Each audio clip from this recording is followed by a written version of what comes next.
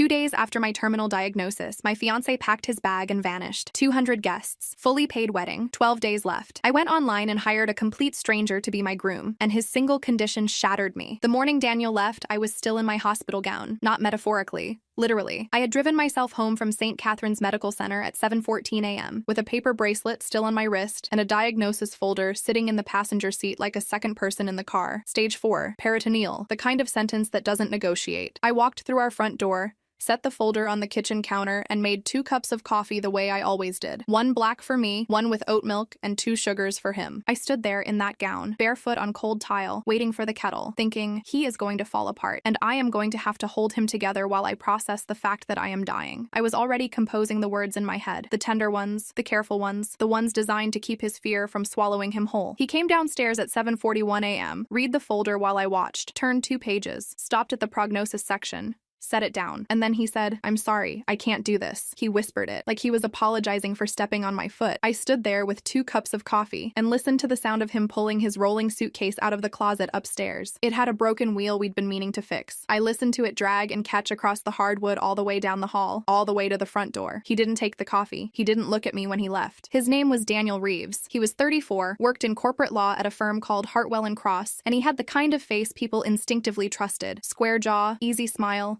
the particular brand of handsomeness that photographs well at charity galas. We had been engaged for 14 months. The wedding was in 12 days. I need you to understand what 12 days meant. 200 guests confirmed. Venue deposit of $28,000, non-refundable. My dress altered 3 times, hanging in a garment bag in our closet. My father, a retired high school music teacher from Albuquerque who had been rehearsing his wedding speech in the car alone for 2 months, had already booked his flight. My mother, who had lost 2 daughters in her lifetime, my older sister to a car accident when I was 9, and now me apparently in installments, had spent 4 Saturday mornings choosing centerpieces. They didn't know about the diagnosis yet. I had driven straight from the hospital to make Daniel coffee. That was Monday. By Tuesday, I had told my parents over the phone, and my mother had gone so quiet on the line that my father had to take the receiver and say, very steadily, "We'll be there Thursday, sweetheart." By Wednesday, I had cried until there was nothing left to cry with. Not the decorative kind, but the ugly, airless kind that makes your sinuses bleed. By Thursday, I was sitting at my kitchen table with a legal pad, making lists. It's what I do. I'm a compliance officer at a regional bank. I organize crises for a living. When my own crisis arrived, apparently I reverted to form. The list had 3 columns. One was, cancel everything, 200 phone calls, deposits lost, a white dress I would sell on some website for strangers to argue over the price. 2 was, postpone. But postpone to what? The oncologist, Dr. Marguerite Osei, 14 years at St. Catherine's, a specialist in peritoneal malignancies, the kind of doctor who tells you the truth because she respects you enough not to dress it up, had been clear. The disease was advanced. Treatment would slow it, possibly. Stop it, unlikely. The word she used most often, gently and precisely, was management. Column 3 was blank for a long time. Then I wrote 1 word in it, wedding. I know how it sounds. Believe me. I was a practical woman who alphabetized her spice rack and had never once been described as impulsive. But I want you to think about what it means to have spent 14 months planning the single most joyful day of your life, and then to have 12 days left before it, and a body that has suddenly declared war on itself, and parents who have already endured more loss than any 2 people should, and a father who cries in his car practicing a speech about watching his daughter walk toward her future. I wasn't doing it for me. I mean, I was. But I was mostly doing it for the version of this that could exist. The version where we all got to stand in a room full of flowers and music and people who loved us, and for 4 hours the cancer wasn't the main character of anyone's life. The problem was the groom, which is how, at 11:47 p.m. on a Thursday, I ended up on a forum I will not name, in a thread I had to scroll for 20 minutes to find, typing the most humiliating message I had ever composed in my life. I described the situation plainly. Terminal diagnosis, abandoned fiancé, fully paid wedding, 12 days out, 200 guests. I was not looking for romance. I was not looking for pity. I was looking for someone willing to stand at the end of an aisle so that my parents did not have to watch me lose one more beautiful thing before I died. I said I would compensate them fairly, and that I would understand completely if no one replied. I closed the laptop and went to bed. His name was Peter Callahan. He replied the next morning at 6:52 a.m., and the email was 4 sentences long. I'll do it. 1 condition: I won't lie to your family. Tell them the truth first, what this is and why. If they agree to it knowing everything, I'll be there. I put my head down on the table and cried. Not because it was sad, because it had a spine. Because he was the first person in 4 days who had responded to my situation with something other than panic or pity or the sound of a rolling suitcase on hardwood floors. I called my parents. My mother was quiet for a moment. Then she said, in the precise voice she uses when she has already made a decision, "Is he a good man?" I said I didn't know yet. I had only read 4 sentences. She said, Find out. And if he is, then yes. Peter Callahan was 37 years old. Crooked nose,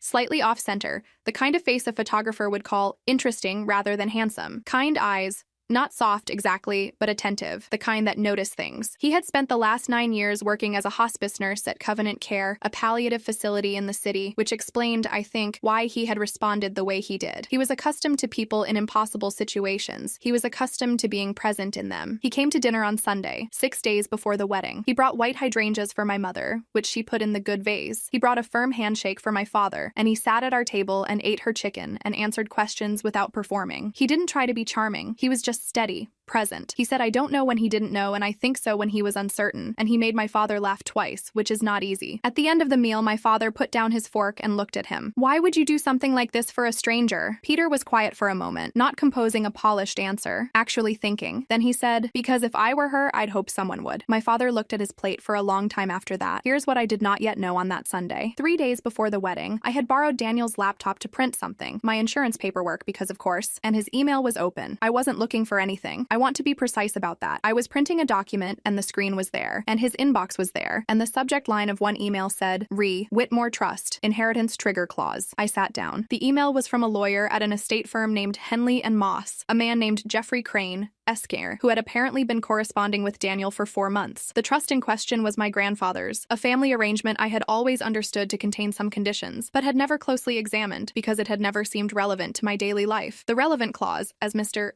Crane had apparently explained in considerable detail, was this: the full inheritance, $1.4 million, transferred to me upon legal marriage, not upon my grandfather's death, upon my wedding. Daniel had known this. He had known it before the diagnosis. He had been making his calculations quietly, and when the diagnosis arrived, he had apparently run a new set. Playing grieving widower, apparently, was too much work for what he'd be getting. He'd done the math, decided the return wasn't worth the effort, and left. And then, evidently, he had done the math again, because underneath the Henley and Moss correspondence, 4 months of it, organized in a subfolder with my name on it, there were hotel receipts, 14 of them. A woman named Chloe Barr, an associate at Hartwell and Cross, appeared on the guest registration of every single one. The dates stretched back to before our engagement was even official. I sat at that table for 11 minutes. Then I forwarded every document to my personal email, closed his laptop exactly as I had found it, picked up my insurance papers from the printer, and drove home. I didn't tell anyone. Not yet. I needed it contained. I needed the wedding to happen first, because the wedding was for my parents, and because Daniel, as I now understood him, would only show up to destroy it if he knew I knew. I called my attorney, a woman named Rachel Voss, who had been my family's lawyer for 8 years and had the particular quality of making bad news feel survivable. I gave her the documents. I told her I needed her on standby. She said,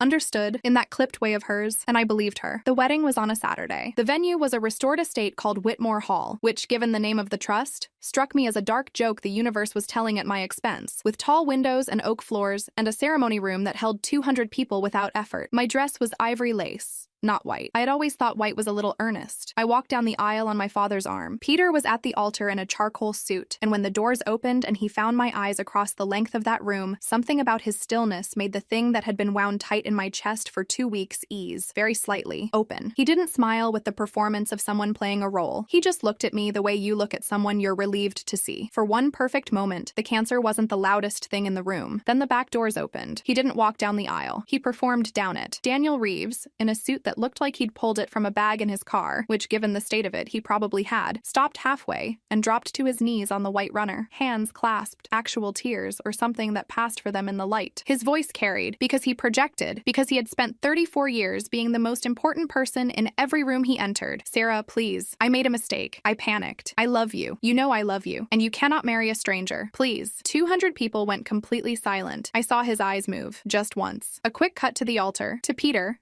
and then back to me, calculating. He was looking for the angle. He was doing the math in real time. What he didn't know was that I had already done it for him. Before anyone could move or speak, Peter stepped down from the altar. He walked down the aisle the way he did everything, calmly, without hurry. He planted himself between Daniel and me, and he was not physically imposing, particularly, but there was something in the way he stood that communicated he was not moving. You need to leave, Peter said, low, flat. Daniel dropped the tears instantly. A sneer replaced them. Fast and uncomplicated. Back off, rent-a-groom. She's my fiancé. I have every right to be here, and you have about 30 seconds before That's when my body gave out. I don't remember the actual fall. What I remember is a blinding spear of pain through my abdomen, the kind that turns the world white, and then the floor coming up fast, and then nothing for a moment, and then a voice that was very calm and very close saying, "Sarah, look at me. Breathe with me. In, out." Peter was already on the floor beside me, not the actor, the man. 9 years at Covenant Care had given him hands that didn't shake, and a voice that didn't pitch up when things went wrong. He tilted my airway, found my pulse at my wrist, maintained eye contact. In, out. Good. Again. You're here. I've got you. Screams erupted from the pews. Guests standing. My mother's voice somewhere at a register I had never heard from her before. Daniel scrambled backward on his hands and knees, away from me. His face had gone through several transformations in rapid succession, and landed, finally, on naked panic. Is she contagious? Oh my God, what's wrong with her?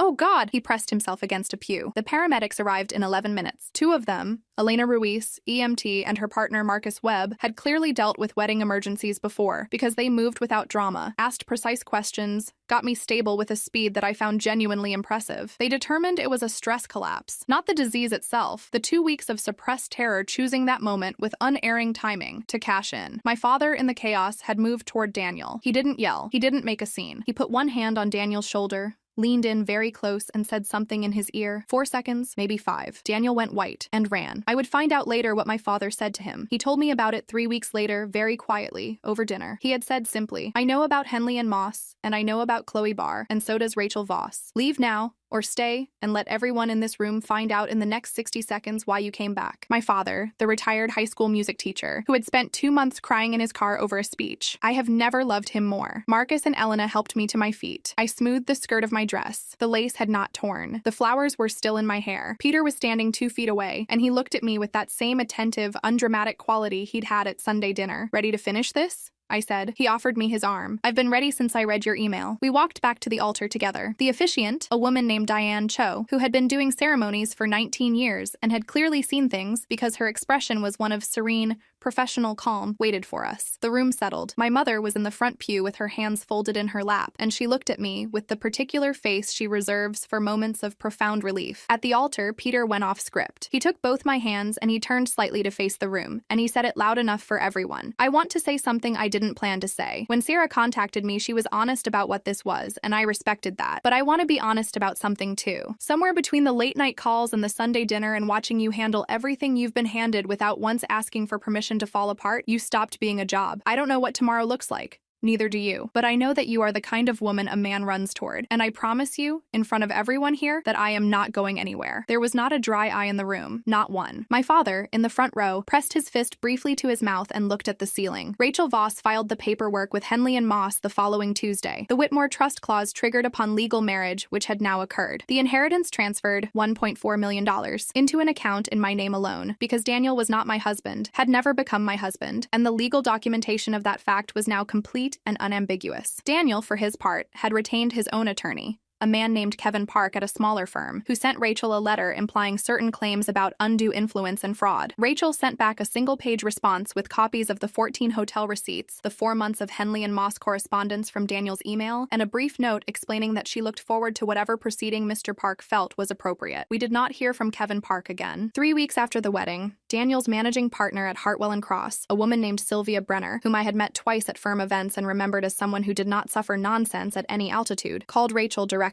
Sylvia had apparently received through channels that were never made entirely explicit the same documentation, the emails, the receipts, the timeline of Daniel's correspondence with an estate lawyer about his terminally ill fiancé's inheritance, which had begun before I had even received my diagnosis. Daniel was placed on indefinite leave 2 days later. I am told Chloe Barr transferred to a different office. I did not confirm this because I do not think about either of them very much anymore. What I did not know, standing at that altar with Peter's hands in mine and the sound of 200 people finally exhaling together, what none of us knew, was that Daniel had not left the property when my father spoke to him. He had retreated to the parking lot. He had taken out his phone, and he had called Dr. Marguerite Osei's office. He had introduced himself to the receptionist as my emergency contact. We had not updated those records in the chaos of everything, and had attempted, in language that Rachel later described to me as impressively audacious, to obtain information about my prognosis, the terms of my treatment plan, and whether I was, as he apparently phrased it, expected to be competent to manage significant financial assets. He was asking, in essence, whether I was going to be capable of keeping the money he had failed to marry me for. Dr. Osei's receptionist, a woman named Florence Park, no relation to Daniel's attorney, had told him in the careful and precise language that medical offices use for exactly these situations that she could not share any patient information, and that if he called again, she would be documenting the attempt. Dr. Osei called me personally the following Monday. She told me what had happened. She used the phrase "I thought you should know," which, coming from her, meant, "I am angry on your behalf, and I want you to have this information so that you can do something useful with it." Rachel sent a letter to Hartwell and Cross that afternoon. Sylvia Brenner called back within the hour. Daniel's indefinite leave became something else. I don't know the specific terms because Rachel said the details were confidential, and also that I didn't need them. What I needed to know, she said, was handled. I believed her. This is where I should probably tell you that I am at peace. And I am, mostly. It is a complicated kind of peace. The kind that sits alongside grief rather than replacing it. The kind that has edges and bad afternoons and days when the folder from St. Catherine's feels very heavy on the kitchen counter. But here are the things that are true.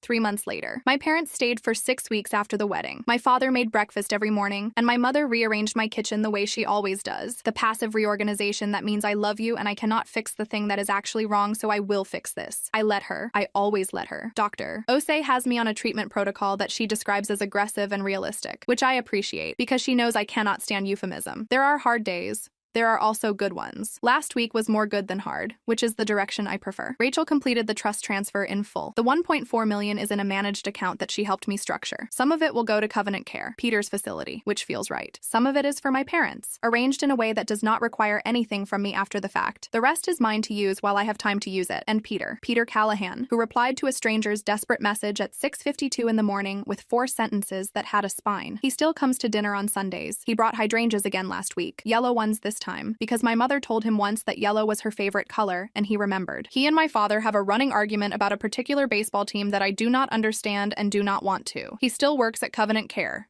3 shifts a week, because he says the work matters to him, and that a thing that matters to you is worth keeping. He asked me last Sunday very quietly, over dishes, whether the wedding had been what I hoped. I thought about it honestly, the way he would. I said it was better, because I didn't plan that part. He nodded, the way he does when he's decided something. He didn't say anything else about it. He didn't need to. Daniel Reeves, as of last week, is no longer employed at Hartwell and Cross. The estate matter is resolved. The woman named Florence Park at Dr. Osei's office, who documented his phone call precisely and professionally, and then told him she would do so, received a very good bottle of wine from an anonymous sender. I am not confirming that. My grandfather's trust, the Whitmore Trust, built over 40 years by a man I barely knew, but who apparently believed in the specific clause that said his granddaughter deserved to be loved before she was wealthy, is now exactly where it was meant to go. And in 12 days, when Daniel had calculated I would be legally bound to him, I was, instead, standing in a room full of flowers, holding the hands of a man who had answered a stranger's email because it seemed like the right thing to do. He didn't leave because of the cancer. He stayed, I think, for the same reason.